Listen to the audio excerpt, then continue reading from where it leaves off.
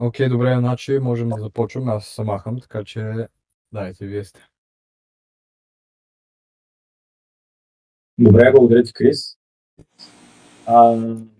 Така, здравейте на всички. Знаете, че Българско бодибилдинг общество е една група, затворена група, в която си говорим за фитнес, за най-вече за натурален бодибилдинг. Тренировки, хранене, най-различни неща, теми свързани от света на фитнеса, здравословното хранене. Основно се базираме на това, което е установено на този етап от науката, от проучвания и така нататък. Имахме няколко срещи, в които говорихме за най-различни теми. Последната беше въпроси и отговори за хората, които са част от обществото. Днес така реших да направим един лайв с Радо, защото по съвсем естествен начин той и неговата трансформация в TikTok, която доста често качвам, провокира доста интерес. Хората, някои се дразнят, някои смятат, че лъжем, че Радо зоби и така нататък. Някои смятат, че изобщо той не съществува. Имах един въпрос в Инстаграм, където ми питаха дай Инстаграм профил на акаунти, защото да видим дали е истина изобщо. Но така или иначе, Роди има интересна история и в тази първа среща, която съм планирал да запишем днес, си поговорим по-скоро до момента, в който той реши да се свържи с мене, защото има много интересни неща, които се случвали преди това, преди да дойде момента, в който ние започнем работа. В следващ лайв, мисля, че ще е интересно да поговорим малко за същинската методика, която прилагаме, начинът по който тренира, по който се храни, как се прогресира и така нататък. Радо, можеш да разкажеш малко изобщо за твоя старт в света на спорта? Така, здравейте, приятно ми е, Радо съм аз, на 25 години в момента. Тренираш сериозно, може би сумарен период, година и половина вече, малко повече, година и 7-8 месеца, като преди това съм 13 години професионален състезател по борба. Имам медали от държавни първенства, първи места, доста състезания съм ходил, тренирал съм двуразово в продължение на 13 години, много тежки тренировки, много положен труд, нали? Но в крайна сметка, рано или късно, понякога нещата се объркват и така да кажа, тръгват по съвсем различен път, който не води до нищо хубаво. Общо взето, нали, като професионален спортист имам доста постижения, които не са никак незначителни, нали, в този спорт особено. Но след това открих една друга моя страст, вече бивша, като нощния живот, дискотеките и така нататък. И общо взето, след това вече нещата отидоха към едно доста лошо физическо състояние за моето тяло. Бях достигнал 135-137 кг. Добре, аз сега ще бъда с няколко въпроса. Кажи ми малко повече за начина, по който тренирал и по който се хранил, защото призови места в какъвто и да е спорт си е постижение. И ми е интересно малко как е изглеждала диетата, когато е тренирал професионална борба, как е изглеждал тренировъчният и план. Влизали ли сте в фитнес? Ако сте влизали в фитнес, какво сте правили, как сте тренирали? Общо взето, нали, повечето тренировките бяха техника, издръжливост, кросове. В фитнеса правихме най-често 2 тренировки седмично, базови упражнения за този спорт, нали, специално. Лежанка, обръщане с щанга, така наречената мечка, както се казва, нали. Общо взето, упражнения, свързани с този спорт, нали, да можеш да имаш по-добър захват, повече сила, повече експлозивност, Защото като излезе срещу теб някой друг, нали, е доста по-подготвен и ти в един момент се опитваш, нали, да надградиш това, което имаш, не само с човека, който се борите, нали, по време на тренировка, но и с допълнителна тежест. Тренирахме 2 пъти на ден. Първата тренировка беше около 3 часа, втората може би е стигала и до към 5 часа. Според зависи от това, което в какъв период се намирахме. Храната тогава, нали, не съм я следил изцяло, както го правя в момента, но общо взето ядеш, нали, абсолютно всичко, за да можеш да имаш сила да тренираш. Защото тренировките наистина бяха много тежки и реално ако не се храниш или се храниш по-малко от това, което трябва, е много сложно да можеш да тренираш. И реално преди състезание 2 седмици спираш всякаква храна, за да можеш да си влезеш в категорията. Така, тогава пак ли си бил с наднормално тегло или си бил в форма близка до сегашната ти? В сегашната ми форма не съм бил никога. Нали, не съм бил с наднормално тегло до такава степен, но това, което е в момента, не съм го постигал дори и тогава. Общо взето, нали, изглеждах по едно време добре, нито съм бил на преса, нито на вени, нали, нито съм имал оформена мускулатура, така да го кажа, която да се личи отдалече. Примерно, ако тогава някой ме видеше по улицата, нали, не се познаваше, че съм борец и тренирам, нали, толкова здраво, понеже нито ушите са ми счупени, нито имах някаква развита, нали, такава мускулатура, която да показва това нещо. И тогава, нали, съм свалял пак по 15-20 кг, съм стигал да сваля за 1 седмица, за 2 седмици, според зависи, понеже тренировките бяха доста тежки.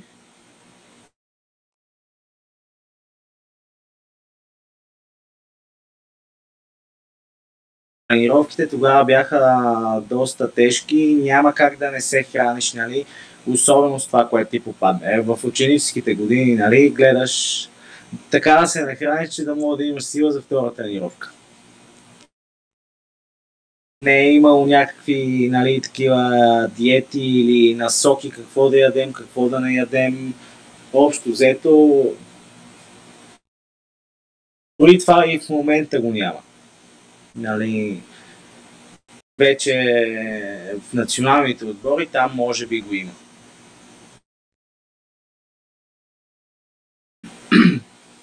И общо взето, след борбата всичко тръгна в посока нагоре към килограмите.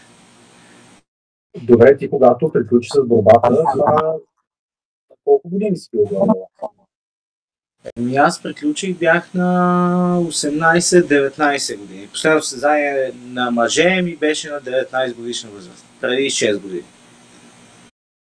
Да. Между другото, така докато си говорим за тия неща, ако се сещаш за снимки, примерно от различните периоди, можеш да помниш, да пуснеш в последствие, за да можем да направим готини видеа за това. Добре, на тези килограми ти приключваш в професионалната борба и тотално спираш с Абсолютно. Значи в момента, който аз приключих, тогава се борих на 97 кг, нали? Въпреки че теглото ми беше леко така наднормено, нали, за стандартите, аз се чувствах доста добре, понеже, нали, тренирах двуразово, тренирах силово и общо взето, нали, примерно тогава не ми пречеха толкова. Даже последното ми състезание станах 5-ти на мъже на републиканско първенство. И след това приключих, като мина последното ми състезание, изобщо, ама никакъв спорт. Нищо, абсолютно. При ходенето до магазина пеша беше вид табу.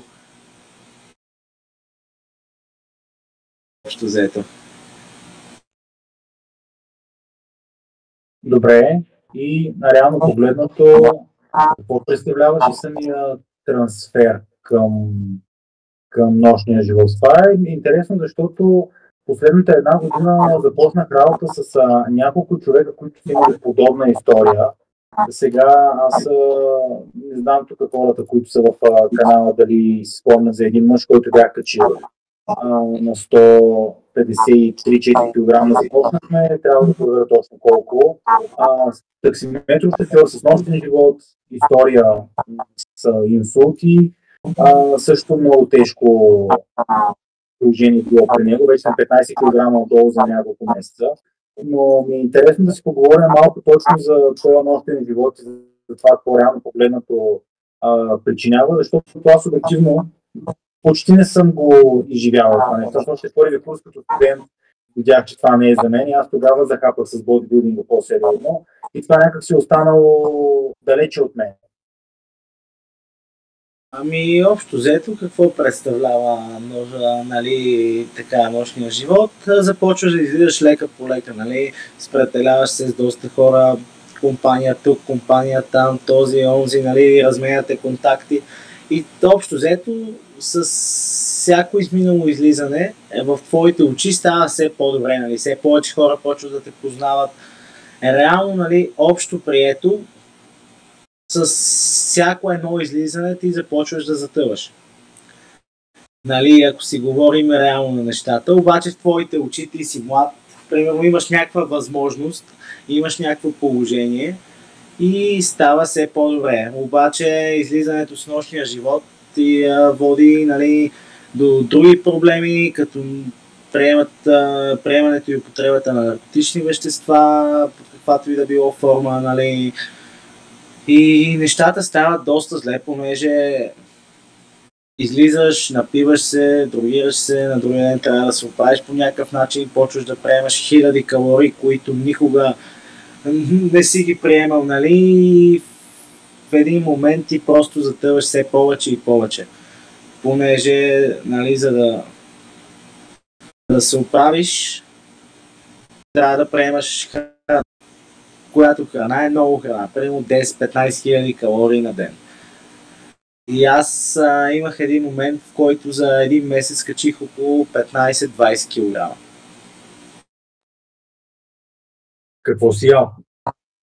Абсолютно всичко. Абсолютно всичко. 24 часа нон-стоп ядеш и пиеш. Ами, да, общо взето, през нощта пиеш, през деня сядаш това заведение, онова заведение и общо взето приемаш храната, които да приемат 3-4 човека. Примерно, ако седнете една компания 3 човека и всеки си поръча по нещо, ти го изяждаш сам.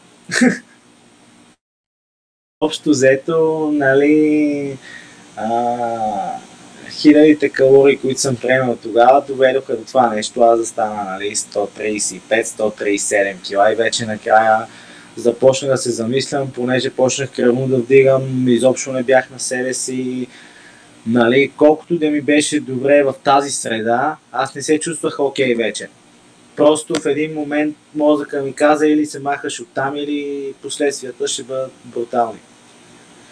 Понеже стигнах и до доктори, кардиолози, висококръвно, проблеми с щитовидната жлеза, с хормоните. Общо взето, ако не бях приел тази стъпка, аз трябваше да пия на 22 годишна възраст по 6 хапчета.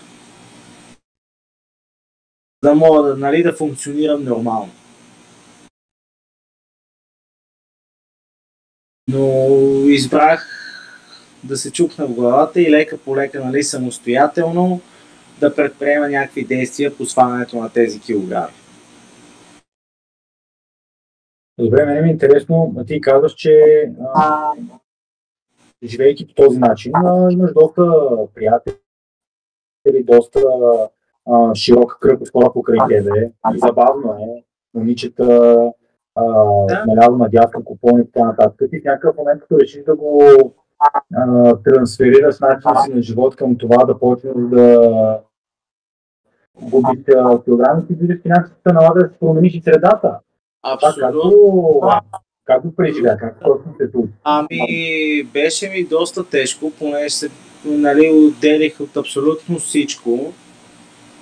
И беше доста труден период, който по-скоро при мен свалянето на килограми беше една психическа задача, понеже се борех на няколко фронта, нали, алкохол, наркотици, сваляне на килограми и общо взето беше много, много тежък период. И сложно е, нали, но не е невъзможно. Според зависи каква цел си поставиш и дали реално искаш да живееш нормален начин на живот или... Нали, понеже на 90% от хората с наднормално тегло, доктора като им каже вземи тези хапчета, пий ги и ти ще се оправиш. Да, но не, няма да се оправиш. Реално. Понеже аз след като си свалих килата, нали, в момента изследванията са ми абсолютно нищо общо с това, което беше преди. Без да пия хапчета, абсолютно никакви хапчета, нали, или пък прямо доста хора, като имат проблеми с щитовидната жлеза, започват да пият хапчета, оттам започват да задържат вода, понеже те са много силни, повишава им се апетита и те се премирават с това нещо, че това е от хапчетата, нали, и затова е такъв проблем. Или не могат да си свалят килограмите от хапчетата, които приемат. Да, или хапчетата са проблема, или състоянието е проблема. Това много често ми се случва. Да, реално. Когато... Всеки намира някаква извинителна причина, за да не го направи. Но лично за мен такава извинителна причина съществува само единствено, не дай си Боже, ако си налегло. Да. Добре, в момента ще минават към... Събирава ли си някога за тази кратка? Загърбиш този начин на живота да минеш към по-фитнес ориентирания? Дали съм съжалявал, извинявай, не те разбрах. Да. Ами, до този момент не. Абсолютно не. Това може би е най-доброто решение в живота ми. Защото според много хора покрай мене, начинът на живот, който аз водя, е една идея по-скучен, отколкото техния. Това, че няма толкова системен нощен живот, това, че събиранията ми с близки и с приятели не е до това да се напълне и да преяждаме, да стоиме до 2-3 часа системно. Нали, според една група хора това е скучно. Аз лично го намирам да е изключително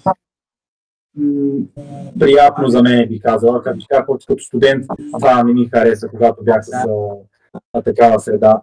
Интересно ми е ти всъщност, кажи.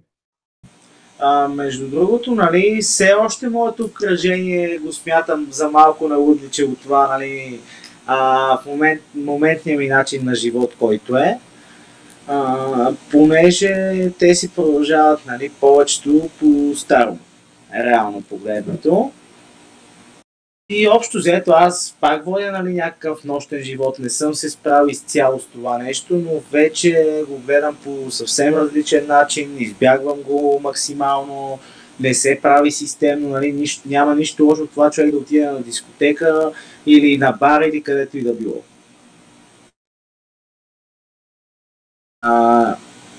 Нали, да, по-сложно е да отидеш по тези места, като не консумираш алкохол или като не консумираш толкова алкохол. Понеже аз съм бил, нали, в тази среда и в момента съм в другата, която е, лично на мен така ми е много по-добре. Балансирам си нещата, правя в момента между 5 и 8 тренировки на седмица. Пак намирам време, нали, да отида веднъж на дискотека, примерно на 2-3 седмици. Общо взето сложно е. Особено като самото ти обкръжение, нали, постоянно говорят за това нещо.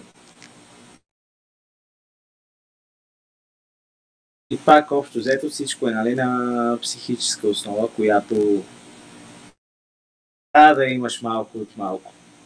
И да сам да си направиш избора, нали, по какъв начин да си живееш собствения живот. Абсолютно. Добре, разкажи малко, когато реши, че ще започне да сваляш килограми. Какви бяха първите стъпки, които направи? Какво беше, може би, най-трудното за тебе? Първото най-трудно нещо беше да мога да почна пак да се движа нормално. Това ми беше най-сложното нещо, защото примерно аз на ръст 170 см и килограмите ми бяха почти колкото ръста, нали? 135-137 кг. И първото най-тежко нещо беше да намаля храната, нали? Почти изцяло, защото тогава моята цел, нали? Вече като спортист имал съм опит с свалянето на килограми. Неправилен, но пак е някакъв опит. И гледах възможно най-бързо да мога да сваля примерно 15-20 кг, след които аз да мога да започна да се движа, нали, нормално, по някакъв начин. Понеже на тези килограми вече седенето прав дори ми беше сложно, особено през летния период, когато беше много топло, кръвното ми беше в тавана. Примерно нормално кръвното ми беше 170 на 120, нещо такова. Или 180 съм го дигал, 190, обаче вече то ми се вие свят приема и нямаше как да таковам и затова първо си свалих килограми, нали, известно количество килограми само с диета и след това вече лека по лека започнах да ходя на фитнес, нали, правих си кръгови тренировки, слех кила, повече повторения и така общо взето свалих до 100 кг и реших, че съм супер вече. И след това спрях отново.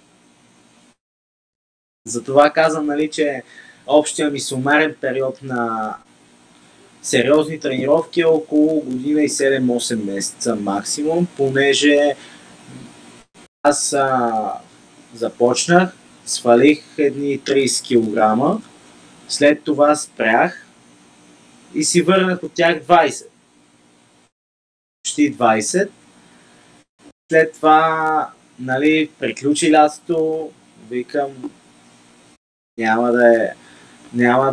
да продължаваме така и вече от тогава, нали, от този момент не съм спирал въобще с тренировките.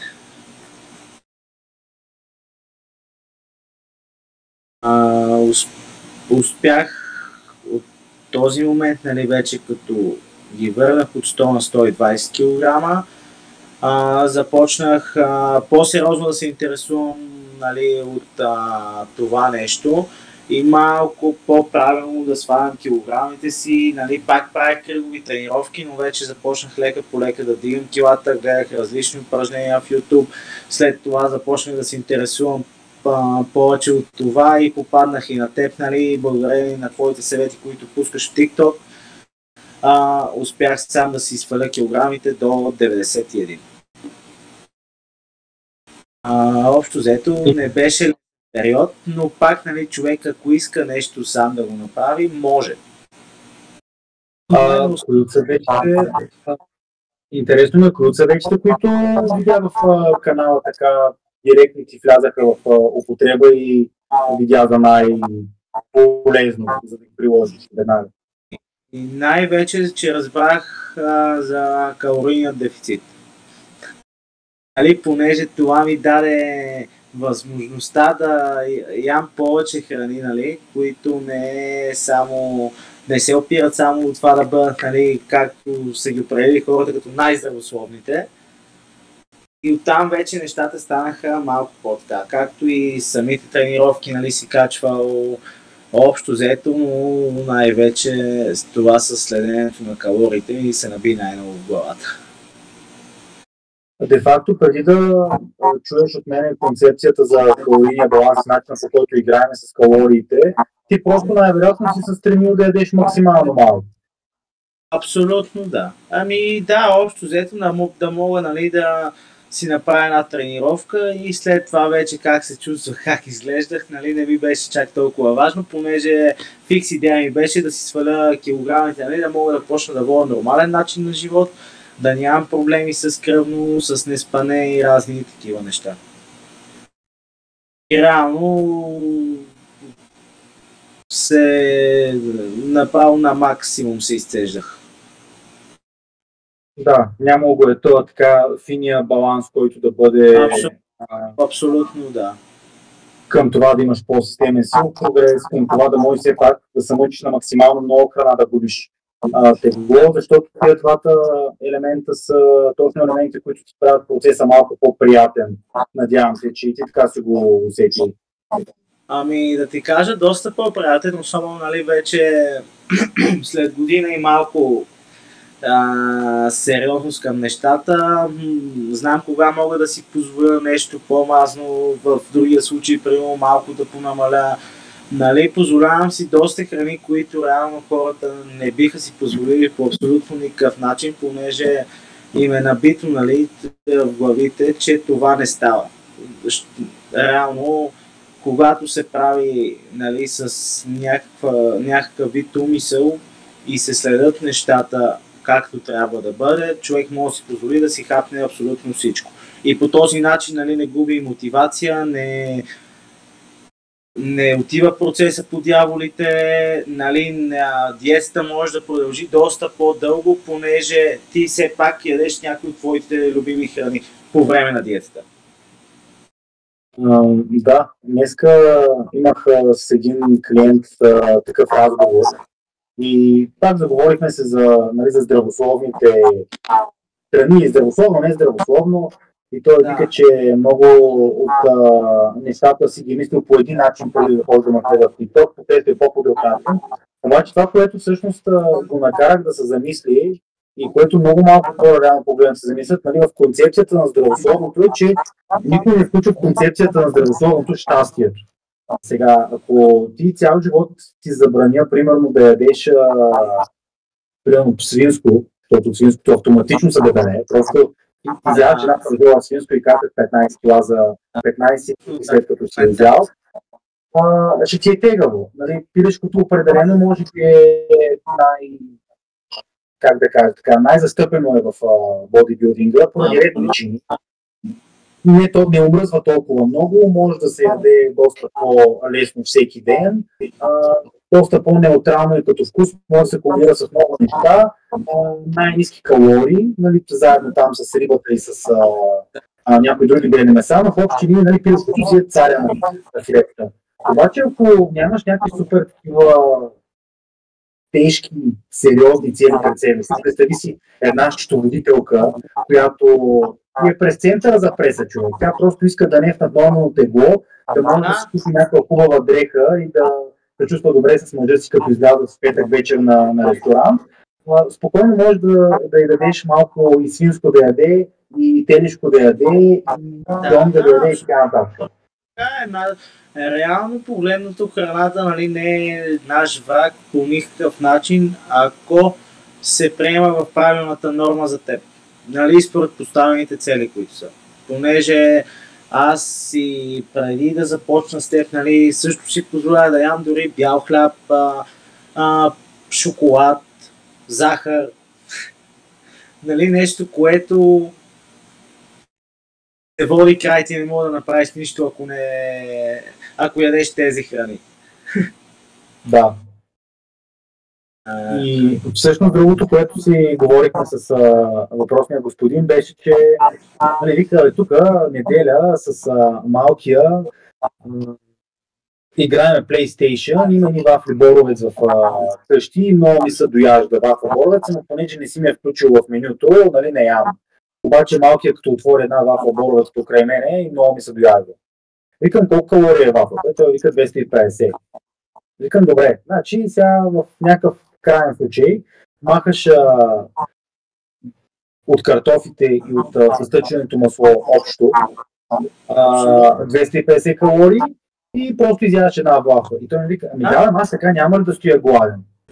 И викам ти 100% ще стоиш гладен, защото нали, ако примерно да кажем 200 грама картофи с 2 суперкалорични зехтин, примерно да кажем, които отговарят на една вафла, естествено, че в този вариант ще бъдеш много по-сит и ще се чувстваш много по-добре.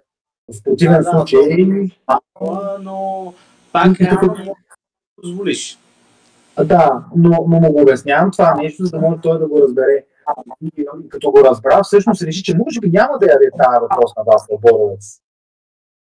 Абсолютно да, така е, нали, но аз съм си го позволявал, понеже това ми е помогнало, нали, толкова време да бъда на диета и нали, не е била изцяло адски строга, пак беше строга диета, но съм си позволявал някои такива, нали, които по принцип, нали, ги водят изцяло край. Не можеш да направиш нищо с тях. Да. И така, в следващото видео ще си поговорим малко вече за нещата, които направихме с тебе. Всъщност ти в един момент, преди да ми пишеш, започна да виждаш застой в процеса, предполагам. Това беше точно причината да ми пишеш. Нали, интересно е просто да сложим някаква рамка, която, защото има много често такива спорове, има ли нужда от треньор в фитнеса или няма нужда от треньор в фитнеса, и мога да ти дам примери за двата варианта, където има хора, които постигат много добра форма и без треньор. Имам клиенти, които не се справят, макар че според тях правят точно това, което трябва, обаче въпреки това нямат резултати. Ти как ще го определиш това? Ами аз лично, нали, първата ми цел беше, като започнах да тренирам отново, 97 кг. Това ми беше фикс идеята, нали. Почнах, нали, стигнах до там и викам, сигурно може и още малко. Обаче вече в даден момент аз нито прогресирах силово и вече ми беше доста тежко, нали. Със сигурност нямаше да падна под 90 кг сам. Понеже вече се бях изтощил тотално, нали, диетата ми не беше чак толкова правилна, въпреки че вършеше работа, но вършеше работа, понеже аз съм си тъпи упорит. Нали, надали всеки би издържал на това нещо и да тренира, нали, аз тогава като паднах по 100 кг, започнах да правя много разходки, нали, не съм правил тичане, спринтове на пътека и тем подобни неща, но излизах в гората 5 км, 7 км, 10 км разходка, нали, имах задължително. Обаче в един момент застоя ми беше брутален. Примерно 3-4 месеца аз стоя на 1 кг и не мога да падна, и след това, нали, вече реших, че трябва да потърся някаква помощ от специалист, който си е в тази област, да ме насочи, нали, да ми изготви хранителен план, да ми изготви тренировъчен режим. Вече така избрах теб. И общо взето, нали, към момента нещата, поне лично в моите очи, върват доста добре. Но сам човек може да постигне някакви неща до определен, нали, до определен момент. Поне лично за мен, понеже всеки си е индивидуален, всеки не може да... Колкото и искаш да го научиш това нещо как става, лично за мен е много трудно. Понеже ти, нали, гледаш клипове в интернет, упражнения, обаче нито знаеш какво трябва да направиш с тях, как да ги комбинираш. Нали, защото аз реално правих повечето тренировки и бяха цяло тяло. И цялото тяло е много подводна, така много хлъзгава материя, по някакви причини. Факт е, че цяло тяло може да бъде много ефективен сплит, обаче обема там може много лесно да стане твърде много. И там е играта с обема, защото ако имаш 5 пъти в седмицата цяло тяло и ако правиш по 5 серии на тренировка за цяло тяло, отиваш на 25 серии на мускулна група,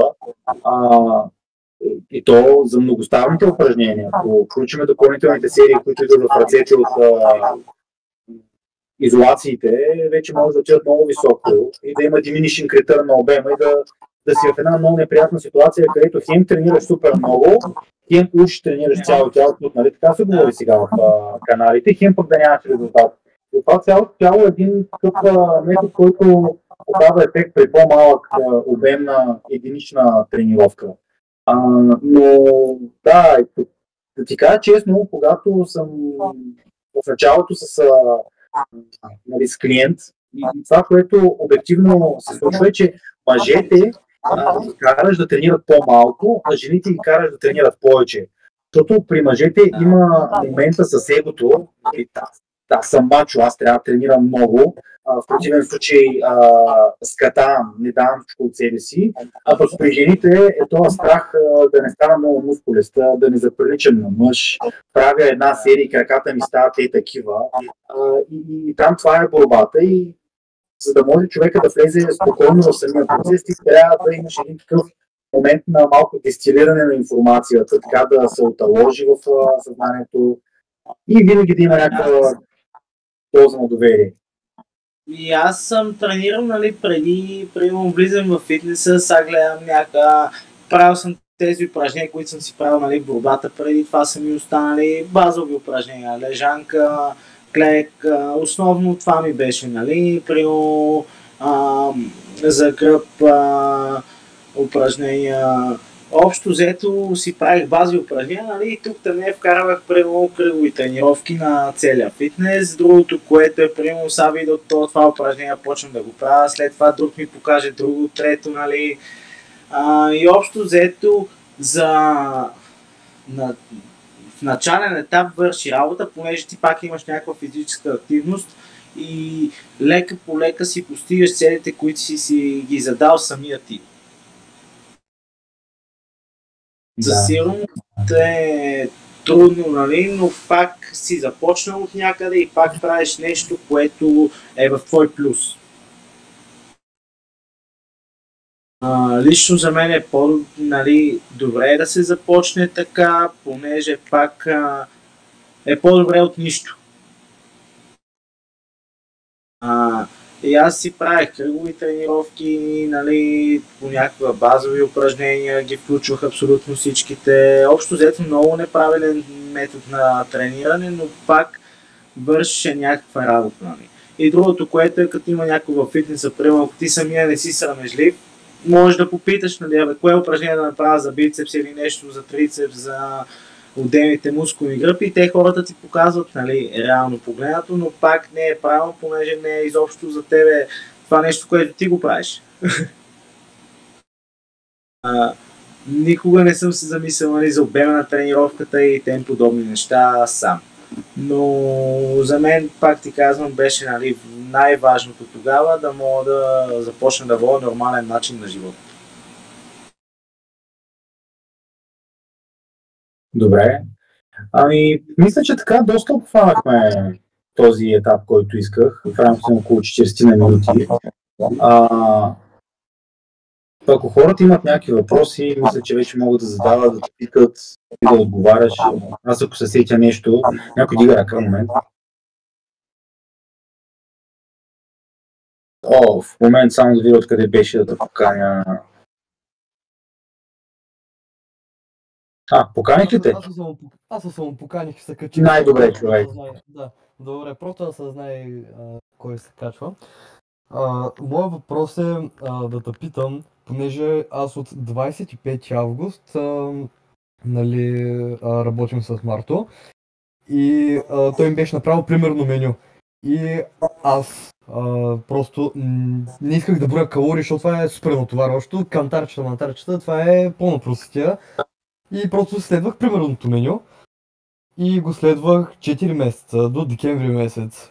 Обаче в момента имам такъв проблем, че видя ли пилешко, ще повърна само като кажа пилешко и ми се повдига. Видя ли яйца също. И просто е някаква така психическа бариера и просто някакви такива здравословни храни, дето съм ги ял преди, не мога сега даже да ги погледна и да ги чуя. Има ли с такъв проблем?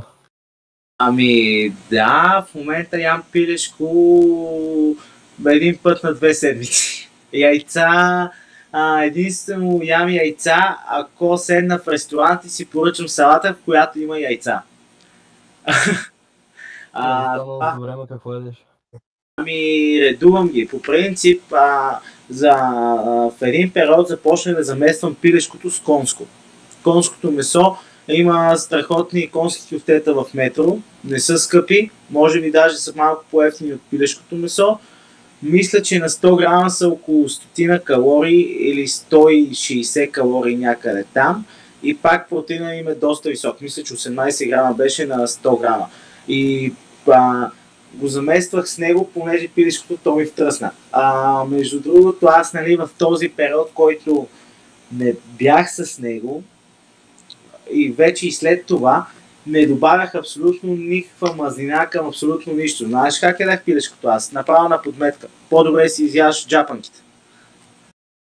Общо. Да, имаше един период, в който аз бях много отдъхан и буквално целият ми живот, целият план за деня се върти около това, кога да отида на фитнес, кога се сготвя, кога се да ям. Просто е това.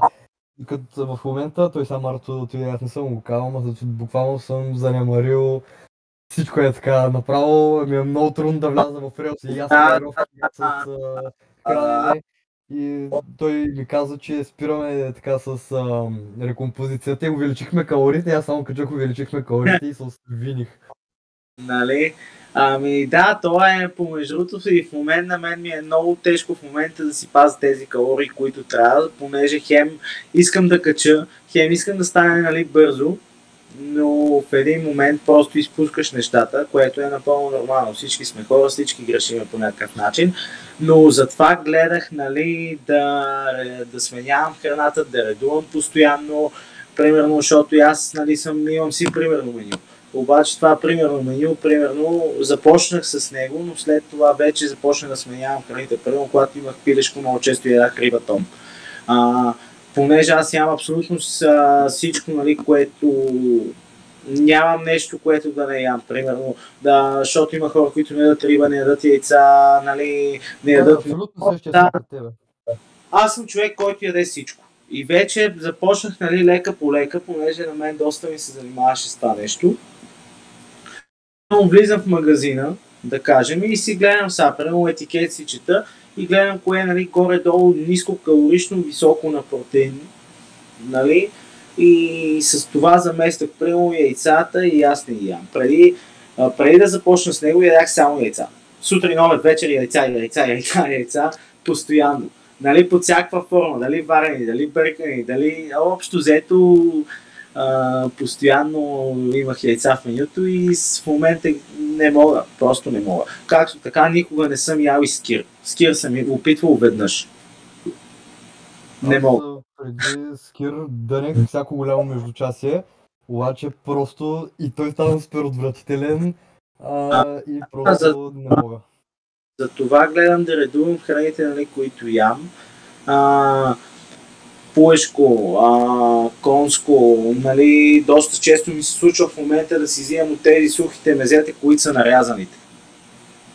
Не знам дали си сещал за това нещо. Те също са много хубав вариант, особено ако бързаш и нямаш време. Най-често, примерно в момента, понеже аз доста работя, нали, случва ми се по 15 часа на ден да ми бъде работата. И много често, примерно, си назимам 10 пакета, примерно, има едно пуешко филе, което е 95-6 калории, нали, на 100 грама и високо на протеин. Примерно, тези сухите мезета също, аз редувам, нали, постоянно на това, също така много риба ям. Общо взето гледам да си редувам храната, да не ми омръзва. Понеже като караш само на едно нещо, дай, изкарваш нали, 2-3-5 месеца и направо блокираш тотално. Трябва да се търсят заместители нали, на това, което ти обичаш, с друго нещо. Под каквато и да било форма, нали, примерно аз лично не виждам, нали, яйцата са хубави, нали, но като не ги обичаш, няма как да ги ядеш. Но пак можеш да ги заместиш с нещо друго. Особено на закуска, нали, има доста вариации за закуска. Мен много ми харесва това, където го коментирате, защото хората си мислят, че отслабването и загубът на мазнини е сложна, а всъщност покачването на мускулна маса и това да запазиш форма в основен период е в пъти по-трудно. Ами лично за мен свалянето на килограми, нали, като изключиме другите неща, които се борех тогава, е един доста лесен процес. Особено ако имаш някакви задължения през деня, винаги можеш да пропуснеш едно хранене, винаги нали, можеш да хапнеш нещо малко и да не ти направи никакво впечатление. Обаче при качването на килограми, хем трябва да ядеш много, хем и трябва да внимаваш и какво ядеш. Нали? Доста по-сложно е, но при човек, който иска да свали килограми, има много храни, които може да ги замести, да ги комбинира. Пак, нали, вече говорим, ако са, като си следи човек, нали, грамовете протеин, въглехидрати и мазнини. Имаш доста вариации, които да комбинираш. Абсолютно всичко, нали, реално погледнато. В магазините вече има всичко, което не е чак толкова скъпо, нали, вече според зависи от бюджета. Примерно аз телешко ям само под формата на кайма. Стекове, паржоли, много рядко, примерно, не мога. Основната причина да е толкова тегаво покачване на мускулна маса е, че той е доста по-дълъг период. Например, решавам, че се излизам на стена и планираме едни 6-7 месеца, в които се изчистя, че е на първото ми състезание, което беше доста дълго. Но когато влезем в основен период, планираме следващите примерно година и половина-две.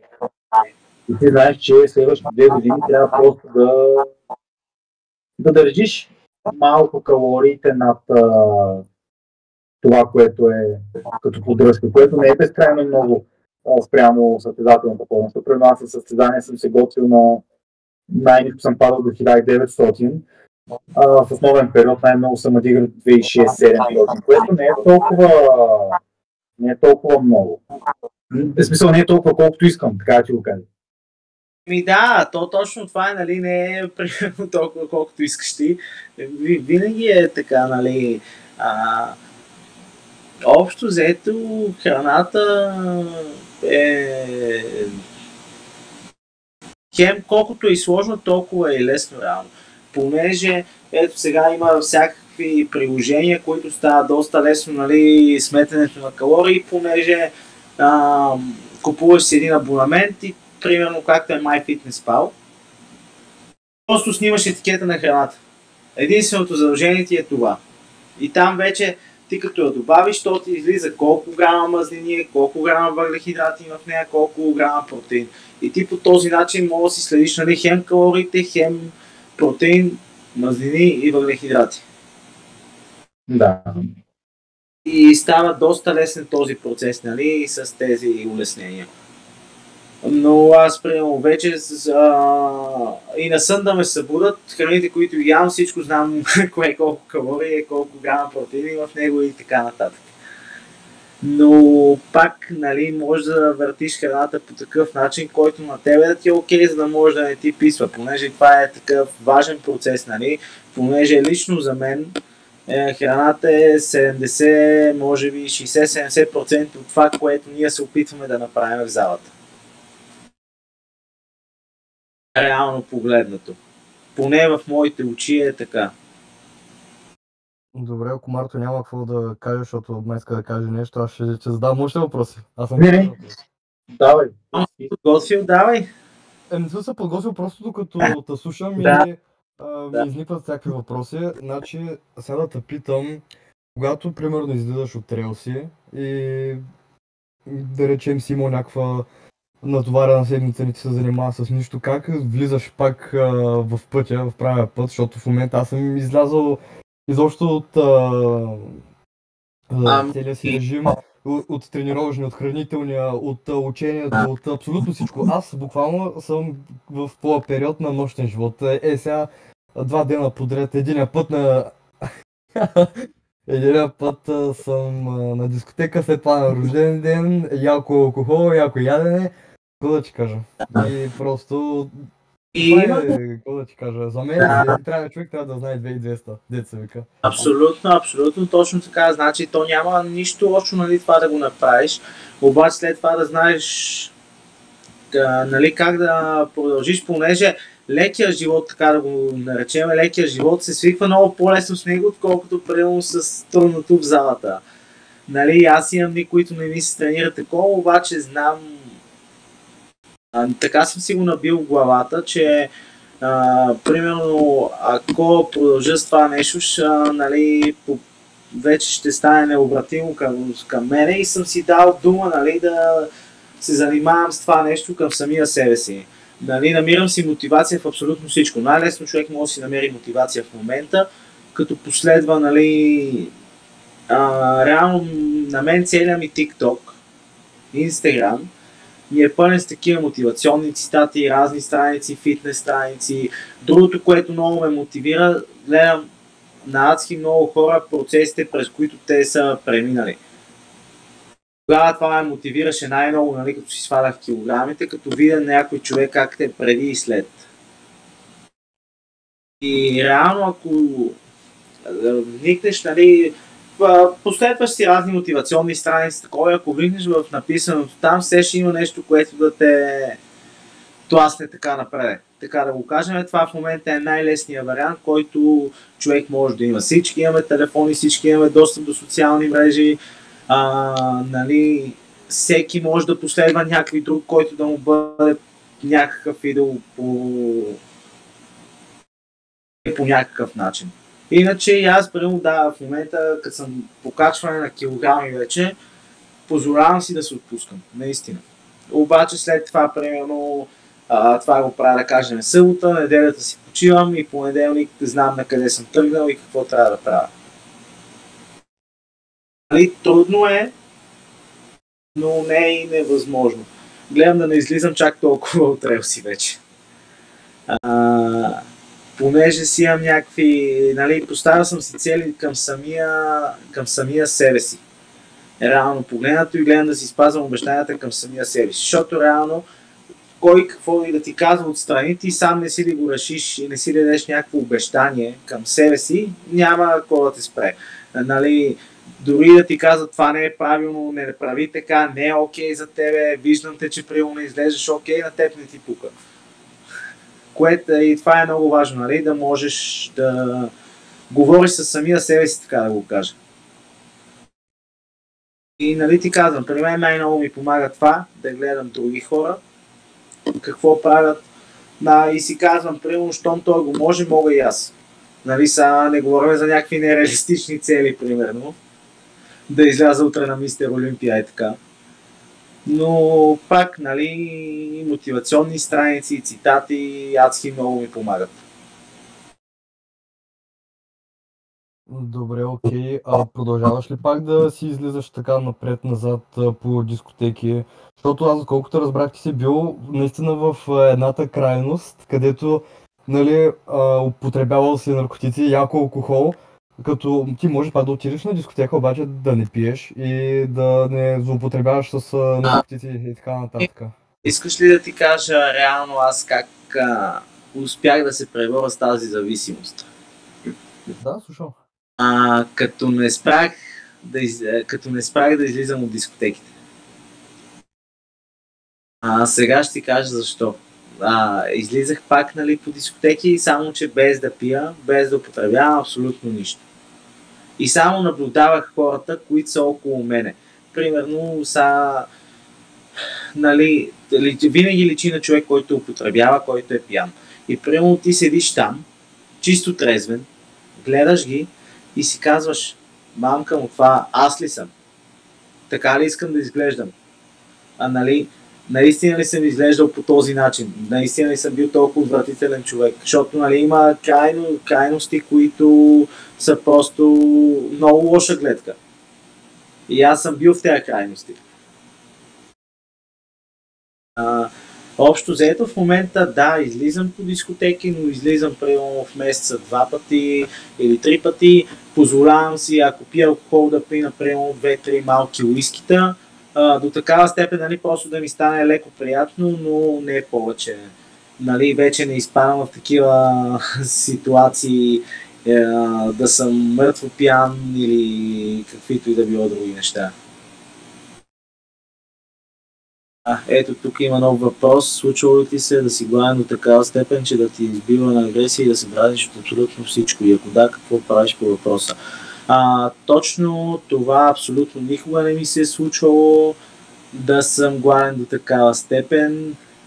Нали, да ти кажа, не знам какво може да се направи по този въпрос, но поне според мене може да си пресметнеш калориите по такъв начин в деня, за да нали, да имаш толкова хранене в деня, за да не стигаш до там. За мен лично това е най-доброто решение, което можеш да направиш.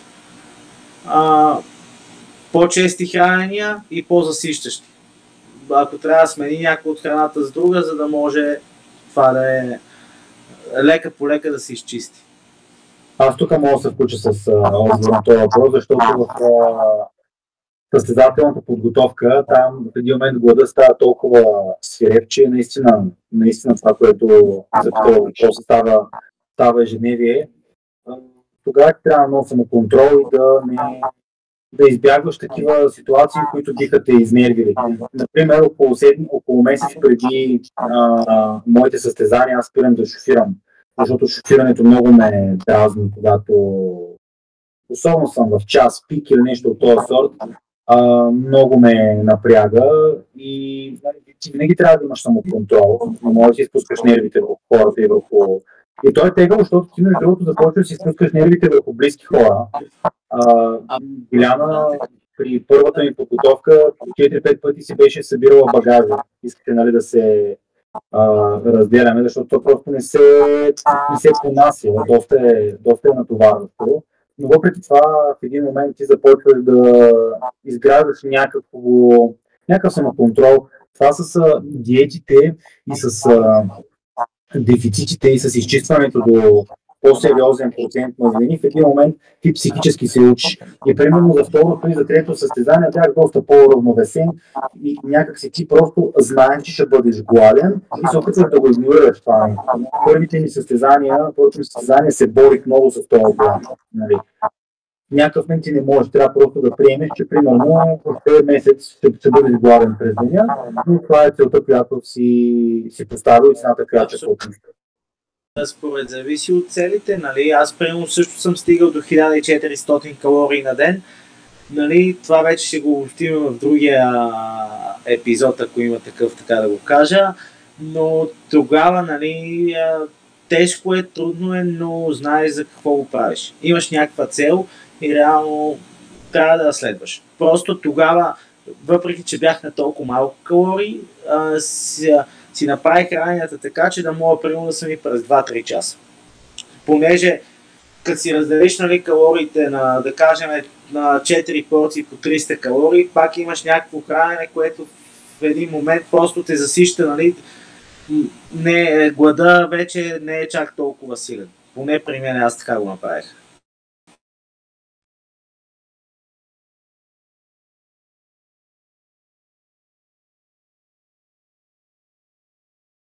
И със сигурност, да, тежко. Аз съм стигал, нали, до 1400 калории.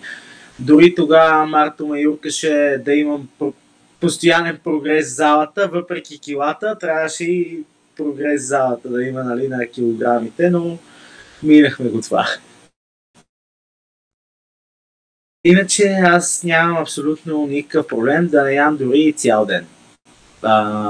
Нито съм се будил нощен да ям, нито, нали, имам проблем с това, че не съм ял.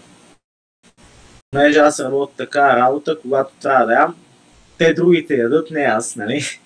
Между другото, ние не казахме, че ти работиш в ресторант и готвиш, което между другото е било. Тук аз трябва да ти стисна ръката за втори път, аз не мога да направя това, човек. Да съм толкова гладен и да има покрай мене нон-стоп храна, която да трябва, нали, аз да я приготвям, защото то си е та работа, не е просто да... Общо взето, нали, това вече е борба с самия си, нали, случвало се е, примерно, издавам пържени картофки, много ясно, че си взема едно картофче. Нали, но пак казваме, не трябва да се прекалява. Вече зависи, нали, какви са целите, състезателни, несъстезателни, понеже сега като излизаш на състезание, разбира се, ти трябва да бъдеш отговорен, нали, и да го правиш това изцяло. Но общо взето никога не съм имал проблем с храната до такава степен. Въпреки че ми се е случило да не ям по 12-15 часа примерно, пак съм си бил окей с това нещо. Случило ми се да си лягам гладен, ставам на сутринта още по-гладен, хапвам нещо, зависи колко работа имам И общо взето така. Справяме се някакси. Нямаме избор. Нали? Но, да, абсолютно, но моят съвет е просто да се щом се нали, стига до такава степен, поне аз така го виждам в моите очи, просто да се направи едно междинно хранене някакво, което нали, да стопира този процес.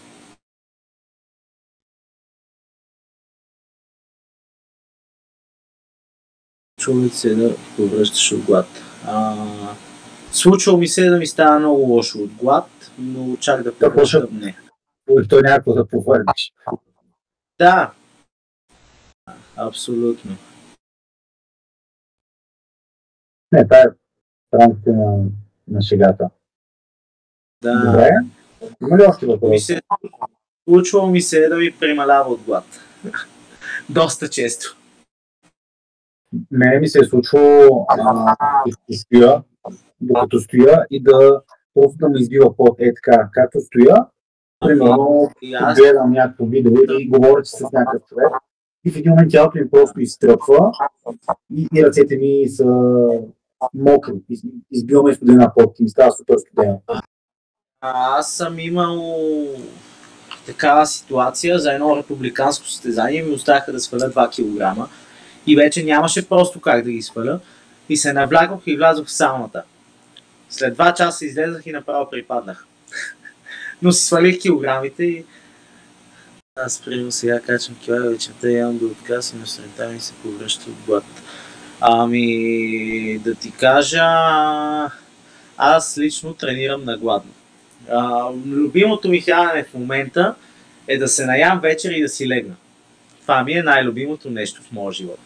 Това ще го кача в TikTok и ще има как може ти от вечерното хранене си станеш дебел, а той човека загубил 50 кг. Най-любимото ми нещо и когато свалях и в момента е да се нахраня и да си легна. Ама моментално веднага. Да стана от масата и просто да си легна. Вечерното ми хранене обичам да бъде нали, до такава степен да се нахраня, че направо да искам да заспа. Сутрин съм окей, според зависи от тренировката, понеже в момента започнах нали, да правя с тежки килограми, дори над моето собствено тегло, което съм в момента. И по време на тренировката фитнеса го обръщам на сладкарница. Нали, не знам доколко е окей това нещо, примерно, но задължително, ако ми стане много, нали, много гладно във фитнеса, примерно едно протеиново барче или една доза протеин с мляко, ми влиза перфектно. По време на тренировка? Не е много добре, защото се отива кръв към стомаха и трябва да... Да, точно. Да храна.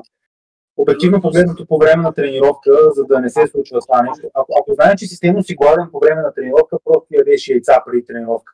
Знам, че не е обичано. Да, дори да не са яйца, нали, пак нещо, но това ми се случва примерно не винаги. Примерно на 2 седмици веднъж. Според зависи, нали, как ми е минал предишния ден, колко работа съм имал, дали съм успял да вечерям. След тренировка аз съм толкова мъртво гладен, че единствената ми цел е да стигна до някое място за хранене и да ям. Нали, това ми е след тренировката. По време на тренировката съм окей. Нали, огладнявам по някое време към края на тренировката, обаче докато стигна до някое заведение за хранене, просто умирам. По пътя съм, почвам и да не виждам. Мисля само за храна. Но сутринта като стана, даже съм си сит, нали, все едно съм закусвал. Аз така обичам да се храна вечер, че и си рано понеже аз тренирам предимно сутрин в 8 часа. Преди тренирах в 7, но сегашният ми фитнес обичат хората да си поспиват повече и отварят в 8. И вече тренирам в 8 часа и нали, единственото, което пия преди тренировка е едно кафе. Ако съм изморен лекичко или правя горна част, едно бустерче в нормална доза, примерно половина или цяла доза, не прекалявам. И това ми е единственото нещо, което пия, нали, преди тренировка или даже храна не. Случва ми се понякога по време на тренировката, но, нали, примерно един протеинов бар ми оправя нещата и то вече към средата, към края на тренировката. Добре. Ами, по хората нямат въпроси, мисля, че можем да се организираме, да се ориентираме към приключване на лайфа. Радо, благодаря ти много за отделеното време. В този час и 5 минути бяхме доста неща да си кажем. Надявам се, че сме били полезни на хората, които бяха. Не били полезни по някакъв начин. Ако има още въпроси, аз съм тук да отговоря, нали, на моя житейски опит, който имам в тази среда.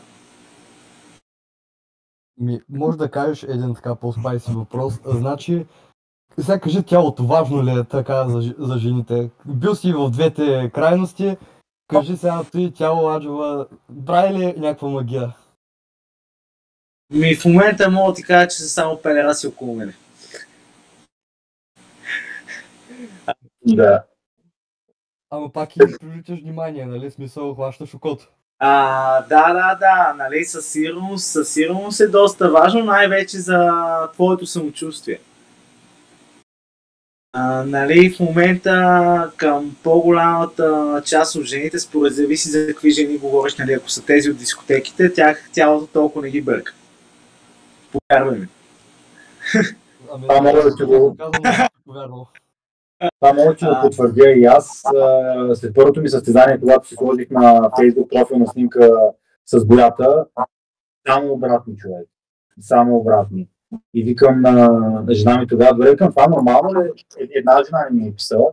И тя вика, отида да се снимаш до някое ново BMW и ти гарантирам, че без значение как се облякал, ще започнат жените. Да, абсолютно, нали. Това има доста мемета, нали, очаквания, реално спрямо очаквания. В фитнеса си около тебе само момичето, обаче реалността е друга. Нали, някой да те пипа и е мъж и брат, как направи тази преса, майко, брутално искам я. Или брато, кажи ми какво взимаш. Това ми се случва най-често. Брато, кажи ми какво взимаш. И аз, нали, вече до такава степен ми писна, че просто почна да им казвам, че преди тренировка най-често взимам по 2 линии кокаин. Брутален.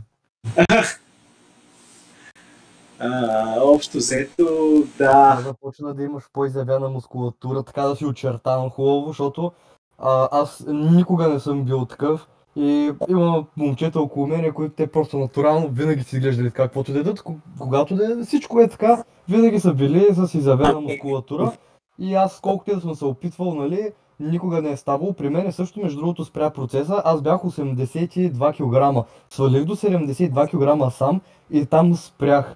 Не можех повече, колкото и да свалях калориите. Грешката при мене беше, че аз хубаво изчислявам всичко както трябва, обаче когато дойде почивния ден, аз не махам 500 калории. Остават си пак същите калории. Това беше моята грешка.